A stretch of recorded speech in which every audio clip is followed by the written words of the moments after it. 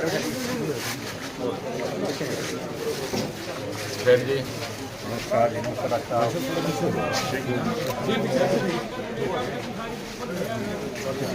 भाई साहब, नमस्कार।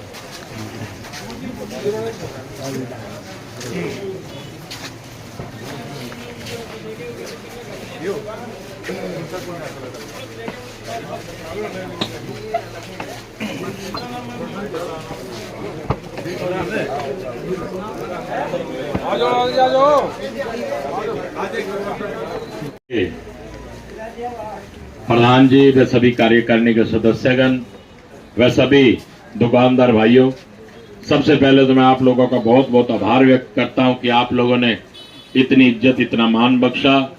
इसके लिए मैं आप सभी का तहे दिल से आभार व्यक्त करता हूं।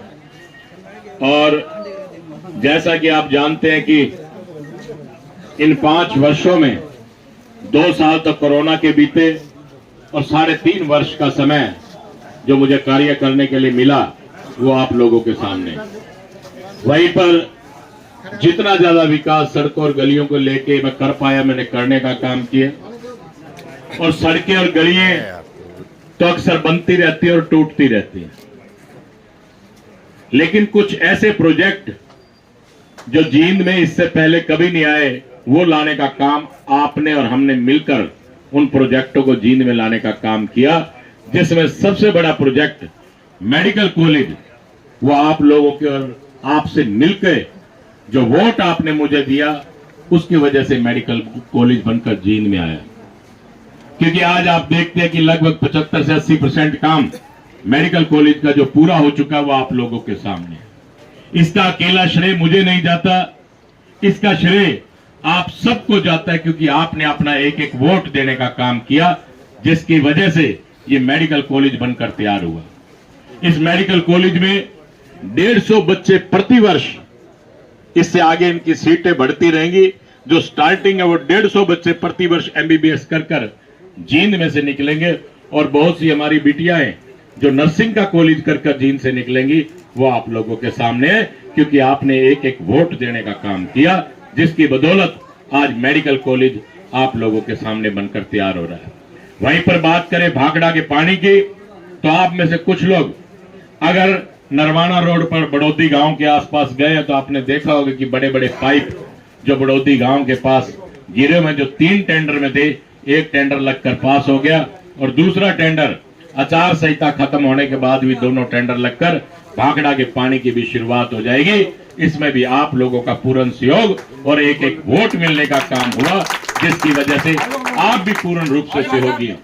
वहीं आपके पास में ही एक शॉपिंग कॉम्प्लेक्स, मैं कलीराम जी मोरखी जी का, पूर्व विधायक जी का यहाँ पहुंचने पर बहुत बहुत धन्यवाद करता हूं।